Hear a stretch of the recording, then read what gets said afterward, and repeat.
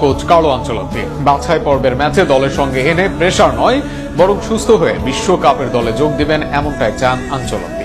বললেন, নেইমারকে যাচাই বাছাই করার কিছুই নেই, সে কি পারে তা সবাই জানে। নেইমারকে না নেওয়ার ব্যাখ্যায় আনচেলত্তির বক্তব্য নিয়ে আরো শুনুন প্রতিবেদন। নেইমারকে বিশ্বকাপের জন্য প্রস্তুত দেখতে চান আনচেলত্তি। নেইমারকে বিশ্বকাপ খেলতে পরীক্ষা দেওয়ার দরকার নেই। প্রায় 2 বছর পর ব্রাজিল জাতীয় দলে ফেরার অপেক্ষায় ছিলেন নেইমার। সান্তোসের হয়ে ইনজুরি কাটিয়ে কয়েকটি ম্যাচ খেলার পর মনে হয়েছিল আসন্ন ফিফা উইন্ডোতে ব্রাজিলের জার্সিতে ফিরছেন তিনি।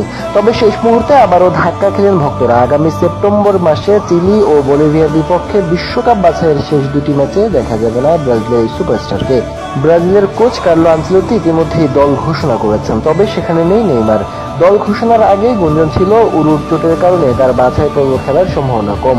অবশেষে সেই আশঙ্কাই সত্যি হলো। আনচেলত্তি স্পষ্ট জানিয়ে দিয়েছেন, এই 2 ম্যাচের জন্য তার প্রয়োজন ফিট খেলোয়াড়দের। তিনি বলেন, গত সপ্তাহে নেইমারের সামান্য ইনজুরি হয়েছে। বাছাই পর্বের শেষে 2টি ম্যাচে অন্তত গুরুত্বপূর্ণ ও কঠিন হবে, তাই দলে রাখতে হবে এমন খেলোয়াড়দের যারা শারীরিক ও মানসিকভাবে সেরা অবস্থায় রয়েছে। তবে এর মধ্যেই ফুটে উঠেছে আনচেলত্তির কৌশলগত পরিকল্পনা। তিনি বর্তমানের চেয়ে ভবিষ্যতের দিকে বেশি গুরুত্ব দিচ্ছেন। নেইমারের বয়স এখন 33। দীর্ঘ ক্যারিয়ারের শেষ প্রান্তে দাঁড়িয়ে তিনি যেন সর্বোচ্চ প্রস্তুতি নিয়ে 2026 বিশ্বকাপে নামতে পারেন, সেটি নিশ্চিত করতে চায় ব্রাজিল কোচ।